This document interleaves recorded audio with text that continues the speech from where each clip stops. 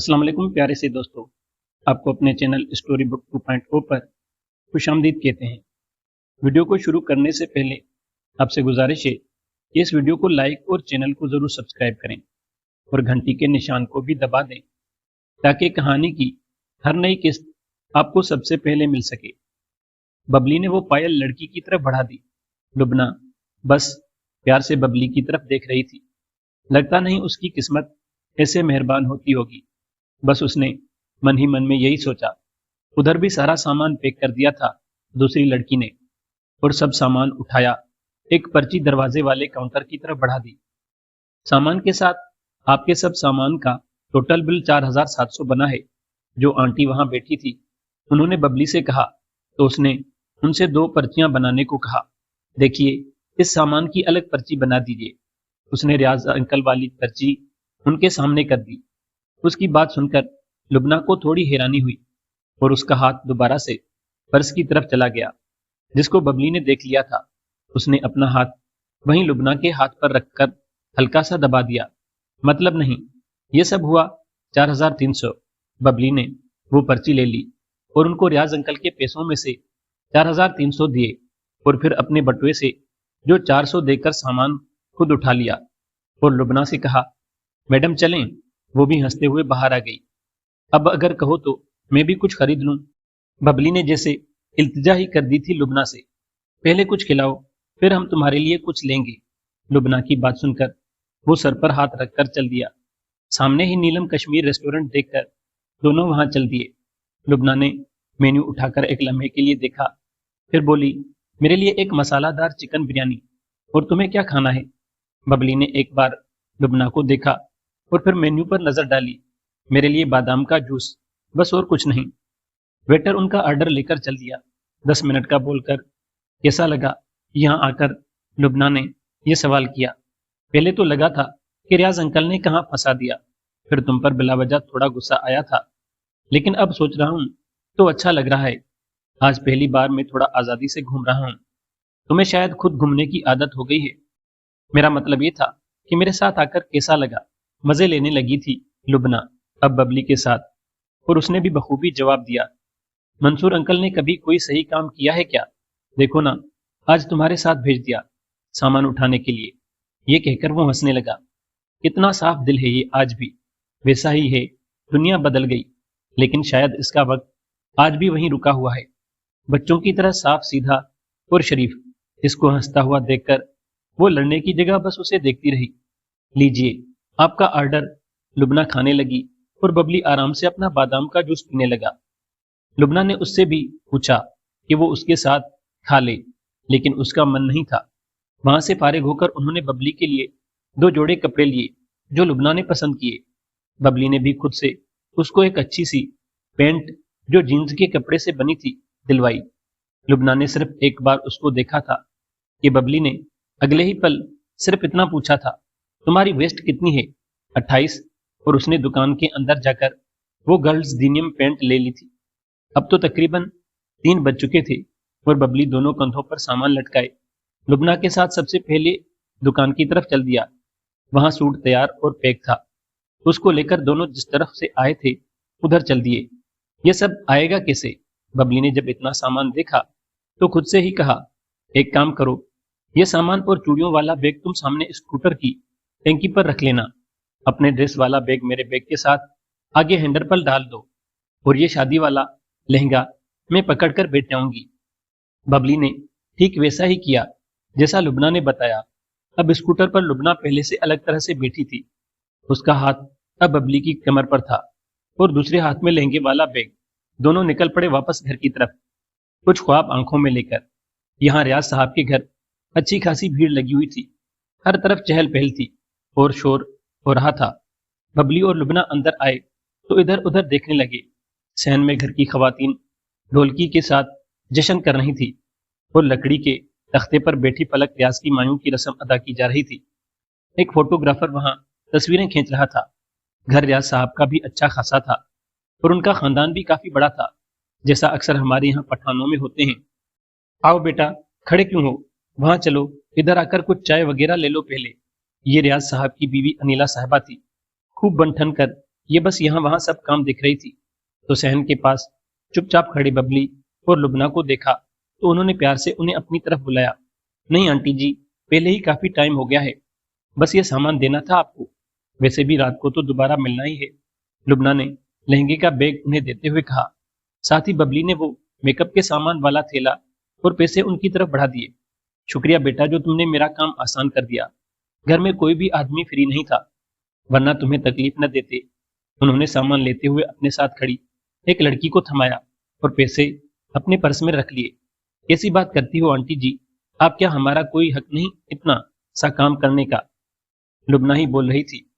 چلو ببلی، اب مجھے گھر چھوڑ دو، وہاں بھی کافی کام ہے ابھی، اس نے ببلی کو بولتے ہوئے اشارہ کیا۔ باہر چلنے کا ایک بار پھر آنٹی کو آداب کہہ کر ببلی وہیں سے باہر کی طرف چل دیا۔ یہ سب کیا تھا؟ وہ سب عورتیں پلک بازی کو وہ رنگ اور تیل کیوں لگا رہی تھی؟ ببلی نے بے ساختہ پوچھ ہی لیا اور اسکوٹر پر اس کے پیچھے بیٹھی لبنہ نے بھی مسکراتے ہوئے کہا، تمہارے گھر پر جب کسی کی شادی ہوگی تب پتہ کر لینا، رسمیں ہوتی ہیں گھر میں بہت ساری، لیکن تم نے کبھی گھر میں وقت گزارا ہو تو نہ۔ دونوں اب منصور انکل کے گیٹ کے باہر تھے۔ اچھا ایک بار اپنا والا بیگ دینا ذرا، لبنہ نے ببلی سے اپنا شاپنگ بیگ لیا اور ببلی نے اسکوٹر کی ٹینکی پر موجود باقی سامان بھی اس کی طرف بڑھایا۔ میرے بیگ میں اب کیا رہ گیا دیکھنا، اس میں تو میرا ہی سامان ہے نا۔ یہ بات ببلی نے تھوڑا ہنستے ہوئے کہی تو لبنہ کو بھی سمجھ آ گیا کہ ببلی اب اس سے مذاق کر رہا ہے۔ ابھی نہیں دینا تو ٹھیک ہے، لوگ شاید تحفہ خرید کر اپنے پاس ہی رکھ لیتے ہیں۔ اتنا کہہ کر وہ اسکوٹر کے سامنے سے ہو کر جانے لگی تو ببلی نے سمجھا کہ وہ غصہ ہو گئی ہے۔ جلد بازی میں اس نے لبنہ کا ہاتھ پکڑ لیا۔ میرا مطلب یہ نہیں تھا، وہ تو بس میں مذاق کر رہا تھا، تھوڑا سنجیدہ ہو کر اس نے یہ کہا تو لبنہ پلٹ کر ہنسنے لگی۔ شکل دیکھو اپنی، کیسے اچانک سے 12 بج گئے ہیں، مذاق صرف تم ہی کر سکتے ہو۔ پھر اس کے ہاتھ سے بیگ لے کر سب سے اوپر والے پیکٹ کو نکال کر اندر کی طرف چل دی۔ آ گیا بیٹا؟ بشیر صاحب خانم بی بی کے ساتھ صحن میں کرسی ڈال کر بیٹھے تھے، وہیں پر 3 اور افراد بھی تھے، لیکن ببلی ان کو نہیں جانتا تھا۔ اس نے بس ادب سے ان کو آداب کر دیا۔ جی دادا جان، اور سب سامان میں نے ان کے گھر دے دیا ہے، تھوڑا تھک گیا ہوں تو اوپر آرام کرنے جا رہا ہوں۔ سامنے والی سیڑھیوں سے وہ اوپر چل دیا، سارا سامان اپنی الماری میں اچھی طرح سے رکھا اور پھر کپڑے بدل کر بستر پر لیٹ گیا۔ لہٰذا انکل کے گھر آج فنکشن ہے تو پھر تو گھر کے تمام لوگ بھی جا رہے ہوں گے۔ اس نے یہی سوچا تو اپنے آپ واپس اس کے قدم پچھلے صحن کی طرف بڑھ گئے۔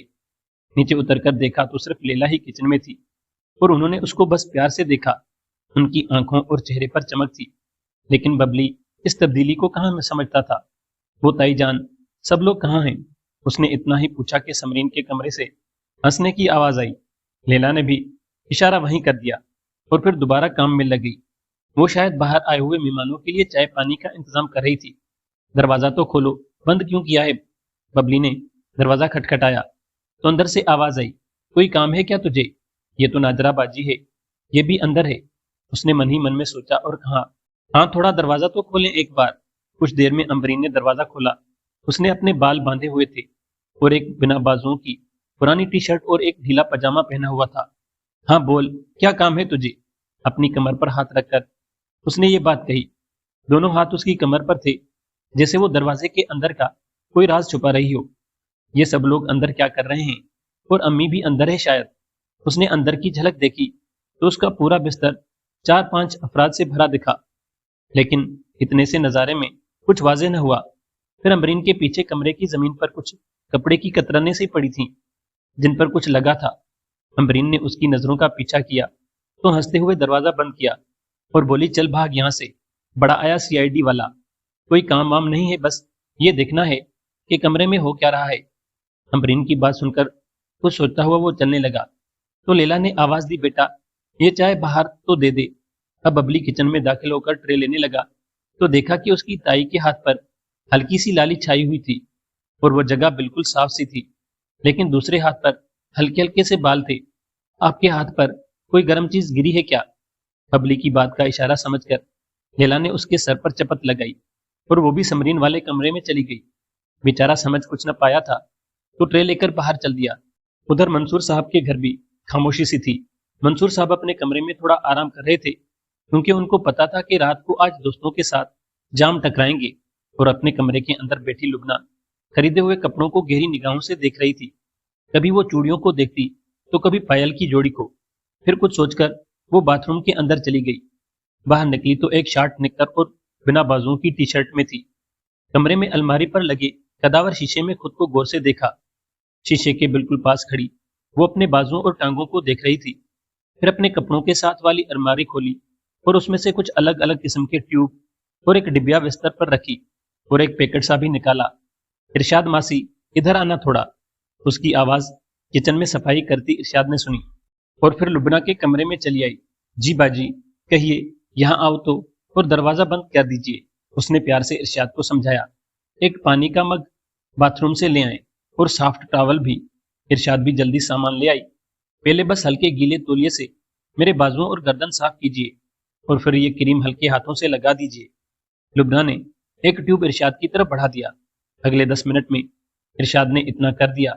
बाजी, और कुछ? हाँ, यहाँ पैरों पर भी कर दो। इरशाद पहले वाला ही सब दोहरा रही थी और लुबना अब उस पैकेट से कुछ गीले टिश्यू निकालकर अपने बाजुओं और गर्दन साफ करने लगी। बाजी, एक बात कहूँ? इरशाद ने थोड़ी शर्म से कही। ये बात तो लुबना ने मुस्कुराते हुए गर्दन हाँ में हिलाई। बाजी, आपके बाल ना बहुत खूबसूरत हैं और मखमली होने के साथ साथ कितने लंबे भी हैं। कहीं भी कुछ हल्का सा ज्यादा या कम नहीं है। और वैसे भी आपकी बाहें और गर्दन भी। चल पागल, कुछ भी बोलती है, इतना कुछ खास नहीं। बस ये जरूर है कि टेनिस खेलने से थोड़ी मजबूत हो गई हैं। और फिर उसने अपनी टी शर्ट भी उतार दी। बुद्धा सडूल जिस्म और हर अंग जैसे तराशा हुआ था। पेट भी ऐसा था कि उस पर कहीं कोई चर्बी न थी। लकीर की झलक मिल रही थी जो उसकी नस्वानी हुस्न को मजीद निखार रही थी। लुबना का जिस्म और नस्वानी हुस्न को देखकर औरत होते हुए भी इरशाद को जैसे उसके जिस्म की तरफ खिंचाव सा होने लगा था। इरशाद, यहाँ पेट और पीठ पर भी कर देना। इतना बोलकर लुबना पेट के बल नरम बिस्तर पर लेट गई।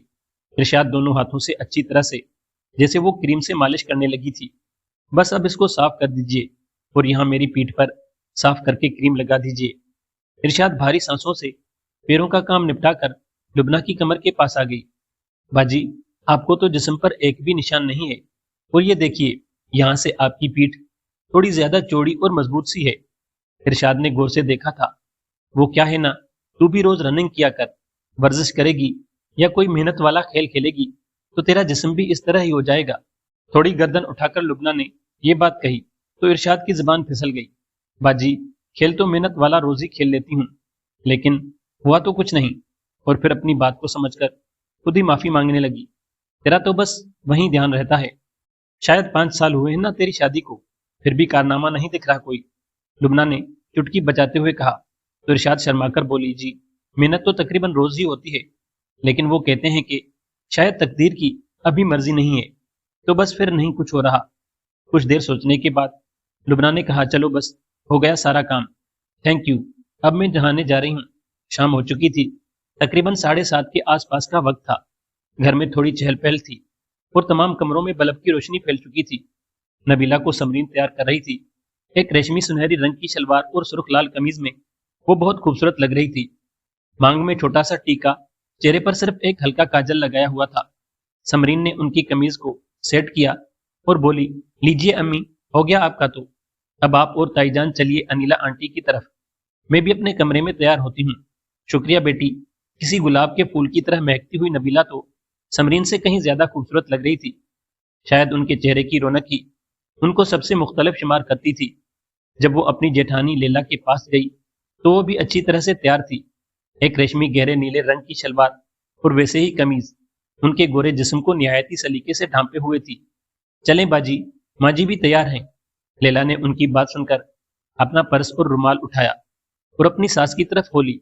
अम्बरीन और सायरा तो शायद 1 घंटे से ही तैयार हो रही थी। जहां अम्बरीन ने झिलमिल सुर्ख लाल कमीज पहनी हुई थी, जिसके नीचे बनारसी शलवार थी और बड़ी बड़ी आंखें काजल से और भी बड़ी लग रही थी।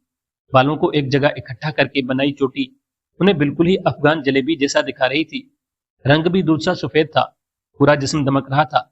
वैसा ही कुछ हाल सायरा का था। लंबा कद और आसमानी रंग का फ्राक, जिसके नीचे सफेद चूड़ीदार पजामा और खुले हुए बाल। आंखों में काजल लगा होने की वजह से चेहरा किसी परी से कम नहीं लग रहा था। उसका भी। दोनों ऐसे ही कितनी देर तक देखती रही। خود کو दादी जान के कहने पर नादरा ने आज क्रीम कलर की साड़ी और हल्की नीले रंग का बिना आस्तीन का ब्लाउज पहना हुआ था। ऐसा लग रहा था वो तो आज जैसे दुल्हन को ही टक्कर देने जा रही थी। समरीन ने भी अपनी ताईजाद बहन की देखा देखी एक चमकदार काली साड़ी और काला ही मैचिंग बिना आस्तीन का ब्लाउज पहन लिया। नादरा ही उसको तैयार कर रही थी। दोनों पहले भी कई बार साड़ी पहन चुकी थी, तो वो सब जानती थी इस लिबास के बारे में। वक्त 8 बजे से ऊपर का होने को आया था, तो चारों लड़कियां भी चल दी अपने पड़ोस के फंक्शन में। किसी ने एक बार भी बबली को याद नहीं किया। उस दौरान सब शायद यही सोच रहे थे कि दूसरे ने उठा दिया होगा। रियाज साहब का घर जैसे पूरा रोशनी में नहाया हुआ था। गली और बाहर के सहन में खाने का इंतजाम किया गया था, तो इसलिए स्टॉल सजे थे। वहां बड़े ड्राइंग रूम जो बाहर की तरफ ही था, वहां पर तमाम घर की बड़ी उम्र के मर्द हजरात थे, अपनी महफिल सजाए हुए। तकरीबन 20 से 22 लोग सोफों पर गोलाई में बैठे हुए थे और उनके सामने ऐसे ही टेबल लगे थे। गपशप का दौर चल रहा था। मंसूर साहब तो शराब पीने वाले शख्स थे, तो उनको भी अच्छी सोबत मिल गई थी। रियाज साहब के दोस्त अहबाब भी उनका साथ दे रहे थे। बशीर साहब भी जूस का गिलास हाथ में थामकर उनके किस्से सुन रहे थे और अपने सुना रहे थे। पिछले सहन में बड़े बड़े स्पीकर बज रहे थे। यह सहन कुछ ज्यादा ही खुला था, क्योंकि यहाँ ज्यादा कमरे नहीं बनाए गए थे जैसा कि बशीर साहब के घर में थे। चंद छोटे उम्र की लड़कियां ऐसे ही नाच रही थी। ज्यादातर लोग तो पड़ोस के ही थे या फिर रियाज साहब के सगे रिश्तेदार। दूसरी मंजिल पर भी 2 कमरे और नीचे की तरह एक बड़ा ड्राइंग रूम था। यहाँ नौजवानों के लिए पीने पिलाने का दौर चल रहा था। रियाज साहब के बड़े बेटे ने यह प्रोग्राम होशियारी और एहतियात से किया हुआ था। अपने दोस्तों को यहीं से पार्टी देने के बाद उन्होंने बाहर भेजना था, क्योंकि घर में इस बात की सख्ती थी कि कोई भी गैरमर्द शराब पीकर अंदर नहीं आ सकता। तकरीबन 15 से 16 अफराद थे जो बियर और विस्की का लुत्फ उठा रहे थे और 3-4 वेटर उनको खाने पीने का सामान पेश कर रहे थे। यूं तो वो सभी अच्छे घरों से थे और ऊंचे खानदानों से थे, फिर भी कोई शख्स ऐसा नहीं था जो ज्यादा या जल्दबाजी में शराब पी रहा था। ज्यादातर तो वो लोग कल होने वाली शादी और अपने बिजनेस की बातें कर रहे थे। अच्छी खासी महफिल तीनों तरफ सजी हुई थी। इस बड़े घर में तकरीबन 8 बजे ही बबली बाथरूम से नहाकर बाहर आया। जुनेद बिल्कुल तैयार सोफे पर बैठा हुआ था। उसने एक अच्छी सी फॉर्मल शर्ट और पैंट पहनी हुई थी और ब्राउन कलर की पॉलिश किए हुए जूते। जुनेद ऐसे ही तैयार होता था जब भी कहीं जाना होता था। उसकी शख्सियत भी इस तरह अच्छी लगती थी। तैयार हो जा छोटे, नहीं तो फिर वफाकी वजीर ने वहां नहीं देखा तो दोनों की क्लास पक्की लग जाएगी। बस 10 मिनट भाई, ये बोलकर वो कमरे में घुसा और तौलिया निकालकर अलमारी से नए कपड़ों से एक जोड़ा निकालकर पहनने लगा। कुछ देर बाद वो बाहर निकला तो अब हैरान होने की बारी जुनेद की थी। काला घुटनों तक का अफगानी कुर्ता जो उसकी चौड़ी छाती पर कसा हुआ था और कांधे पर भी नीचे गोल सिलवटों वाली शलवार और पांव में पिशावरी चप्पल। उसके बालों की कुंडल भी कानों से नीचे आते हुए उसके चेहरे को भरपूर रौनक बख्श रहे थे। 6 फुट लंबे चौड़े वजूद वाला लड़का किसी कहानी के हीरो सा लग रहा था। तेरी तो काया ही पलट गई है छोटे, ये सब कैसे और कब हुआ? टेबल पर पड़ा परफ्यूम उठाकर अपने चचाजाद भाई के कुर्ते पर लगाते हुए जुनेद बस उसको ही देख रहा था। बबली बस मुस्कुरा रहा था। ये सब तुझसे तो होने वाला नहीं है, और नहीं मैं इस घर में किसी को जानता हूँ जो तेरा रूप इस तरह संवार दे। कौन है वो? अब भाई को भी नहीं बताएगा क्या? जुनेद की बात सुनते ही उसने कहा, चलो रास्ते में बताता हूँ। मार्केट में जब बबली ने अपने कपड़े खरीदते हुए एक शर्ट पहनकर लुबना को दिखाई थी, तभी उसने यह कुर्ता उसको थमा दिया था। मेरे कहने से बस एक बार पहनकर देख लो, फिर जितने लोग यहाँ खड़े हैं उनको देखकर खुद फैसला करना। लुबना की कही बात सही साबित हुई थी और उस दुकान पर खड़े लोगों ने भी बबली को भरी निगाहों से देखा था। एक लड़की जो वहां अपनी सहेली के साथ थी, उसने तो अपनी सहेली को चुटकी काटते हुए बबली की तरफ इशारा किया था। और यहाँ जुनेद की तजुर्बाकार निगाहें भी कमाल कर गई थी। वो क्या है ना भाई, आज जब मार्केट गया था रियाज अंकल के काम से, तो दादा जान ने कुछ पैसे दिए थे 2 ड्रेस लेने के लिए। वहीं एक दुकान पर ही ये कुर्ता भी एक मूरत पर सजा हुआ था। मैंने पहनकर देखा तो अच्छा लगा और फिर ले लिया। एक और भी लिया है, वो कल शादी के लिए रखा है। नीचे आते हुए उसने बात अपनी तरफ से बनाने की कोशिश करी थी। वो नहीं चाहता था कि लुबना का नाम आए। मैं अपने छोटे भाई को सबसे ज्यादा जानता हूँ, मगर तेरी इज्जत भी करता हूँ, तो मैं इतना समझ सकता हूँ कि कोई ना कोई बात है जो तू अभी नहीं बताना चाहता। जब ठीक लगे तो बता देना। और हर तरह से तेरा ये बड़ा भाई तेरे साथ है, घबराना नहीं। जुनेद भी समझ चुका था कि उसका चचाजाद भाई अब बड़ा हो रहा है और बात पक्की लड़की की है। आपको बिना बताए चैन नहीं आएगा भाई, लेकिन अभी ऐसा कुछ नहीं है। और दोनों बातें करते हुए रियाज साहब के घर के बाहर आए। तकरीबन 8-9 गाड़ियां और इतने ही अफराद वहां गली में खड़े थे। अच्छी खासी रोक लगी हुई थी। छत से नीचे तक आती जगमग करती लाइट की लड़ियों से पूरा घर गली में जगमगा रहा था। सरफराज, रियाज साहब का बड़ा बेटा, तकरीबन 35 साल का था। वो पहली मंजिल पर बाहर खड़ा था। उसने वहीं से जुनेद को आवाज लगाई तो जुनेद बबली को साथ लेकर ऊपर चल दिया। आओ जुनेद साहब आओ, पड़ोस में रहते हो, लेकिन देखो आज महीने बाद दीदार हो रहा है। सरफराज ने पहले बबली से हाथ मिलाया, फिर बबली की तरफ देखकर बोला, भाई ये गभरू कौन है? बड़ा तगड़ा दोस्त है तेरा। जुनेद हंसते हुए बोला, क्या यार, ये बबली है। आप हमारे यहाँ नहीं आते और ये घर से बाहर नहीं निकलता। जब तक आप घर आते हो ये तो सो चुका होता है। जुनेद की बात भी सही थी। सरफराज की धागा बनाने की फैक्ट्री थी शहर से बाहर, और वो 10 बजे जाता था और 12 बजे रात में ही आता था। अरे मुन्नी, तू इतना बड़ा हो गया। सुना था पापा से कि हॉस्टल से तू वापस आ गया है, लेकिन जानी तू तो बशीर साहब से भी लंबा हो गया। बबली को अपने साथ प्यार से लगाए वो अंदर चल दिया। जुनेद भी साथ हो लिया। यहाँ पर हवा में शराब की हल्की महक छाई हुई थी और सब खा पी रहे थे। सरफराज ने सबसे दोनों का तारुफ करवाया। जुनेद तो ज्यादातर को जानता ही था। बबली आज पहली बार सबसे मिल रहा था। ये मेरे इस्लामाबाद वाले चचा का सबसे छोटा बेटा है बबली, अभी कॉलेज में है, सेकेंड ईयर में। सरफराज ने बियर पी रही एक लड़के से बबली को मिलवाया, जो वहां खड़े अफराद में शायद सबसे छोटा था, लेकिन बबली से बड़ा था। लंबे बाल, थोड़ा भारी जिस्म, घुटनों से फटी जीन्स की पैंट और कुछ अलग ही स्टाइल वाला था। वो hello dude, how are you, उसने हाथ बढ़ाया। दूसरे हाथ में बियर की बोतल थी। Thank you, I am absolutely fine, hope you are too, Babli ने उसके अंदाज में जवाब दिया। शायद इस लड़के को उम्मीद नहीं थी, लेकिन फिर भी दोनों बातें करते रहे जब तक बबली की सारी इंग्लिश खत्म हो नहीं गई। यार थोड़ी तुम भी पीकर देखो, बहुत ज्यादा मजा है इस बोतल में, ठंडी और गर्म। दोनों ये बात इस लड़के ने आंख मारते हुए कही, जैसे बियर पीना कोई बहुत बड़ा काम हो। नहीं यार, मैं ऐसा कुछ नहीं पीता, मेरे लिए यही सही है। उसने अपने जूस के गिलास को दिखाया। क्या यार, जुनेद अकेले ही पी रहे हो? थोड़ा अपने चचाजाद भाई को भी सिखा दो। उसने पास में खड़ी जुनेद का ध्यान अपनी तरफ किया।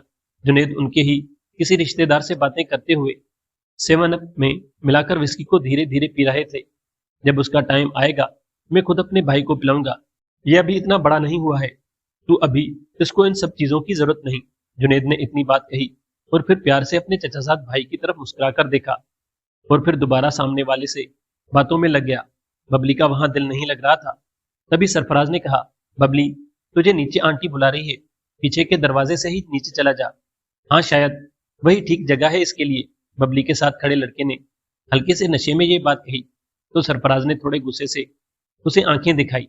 जुनेद ने कुछ नहीं कहा और नहीं बबली ने, वो बस बाहर निकल गया और सरफराज ने दोबारा दरवाजा बंद कर लिया। नीचे तो माहौल था, गाने चल रहे थे और कुछ औरतें और लड़कियां नाच रही थी। सहन के किनारे तकरीबन 20 कुर्सियां लगी हुई थी जिन पर लोग बैठे हुए थे। हर कोई खूब सज संवर कर आया हुआ था। अपनी माँ, दादी जान और ताई जान को वहीं अनिला आंटी के साथ बैठा देखकर वो सीढ़ियां उतरता हुआ उनकी तरफ चल रहा था और सहन में खड़ी सब लड़कियों की नजर बस उधर ही थी जिधर से बबली आ रहा था। ये कौन है यार? एक लड़की ने यह बात कही तो नादरा ने न चाहते हुए पीछे की तरफ देखा और उसके पांव भी वहीं रुक गए। उसके साथ ही समरीन के भी। मेरा चचाजाद भाई है, लेकिन आज पहचानने में नहीं आ रहा। नादरा फूली हुई सांसों से बोली, यही हाल समरीन का भी था। तू अपने चचाजाद भाई से बात करवाना जरा। ये लड़की रियाज साहब के खानदान से ही थी, जिसको समरीन और नादरा जानती थी। वो अभी छोटा है, इसको बख्श दे। मन मारकर उसने ये बात कही। सहन में सभी खड़े थे तो शर्म से दोनों वापस हल्के कदमों से गाने की धुन पर थिरकने लगी। हम आपके हैं कौन फिल्म का गाना चल रहा था। बबली आकर अपनी दादी जान के पास खड़ा हो गया। वो सब भी बस उसको ही देख रहे थे। नबीला तो पहली बार बबली को ऐसे देखकर यही सोच रही थी कि ये तो पूरा जवान हो गया है। वहीं हाल लीला का भी था, लेकिन उनको उसकी जवानी का पता पहले से चल चुका था। यह है मेरा प्यारा बेटा बबली। खानम बीबी ने यह बात अनिला के एक रिश्तेदार से कही तो बबली ने उनको आदाब किया। खानम साहबा, लड़का तो आपका बड़ा अच्छा है, मैंने तो देखते ही इसको अपनी पोती के लिए पसंद कर लिया था। उन्होंने ये बात कही तो वो लड़की जो नादरा से उसके बारे में पूछ रही थी किसी अनजानी डोर से खींची वहीं आ खड़ी हुई। हाय हाय, कैसी बात करती हो नाहिदा बाजी, बच्चा है ये अभी, इसकी शादी को अभी 10 साल पड़े हैं। कुछ भी कहो बहन, मेरे पोते तो इस उम्र में बड़े हैं لیکن اس کے تو کاندھے تک بھی پہنچتے، اور ببلی کی بلائیں لیتے ہوئے اس کے سر پر ہاتھ پھیرنے لگی۔ بیٹا تو کچھ کھا لے، تیری بہنیں بھی یہی ہیں آس پاس۔ لیلا کو لگا کہ ببلی کو یہاں سے تھوڑا دور ہی رکھنا چاہیے۔ جی تائی جان، یہ بول کر وہ وہاں سے کچھ قدم ہی گیلری کی طرف بڑھا تھا کہ پھر ٹکرا گیا کسی سے۔ پیچھے سے کھلکھلانے کی آواز سن کر ہوش آیا تو سامنے کھڑی پری کو دیکھ کر سن ہو گیا۔ کالے سوٹ میں اور کھلے بالوں میں آنکھیں بند کیے کھڑی تھی۔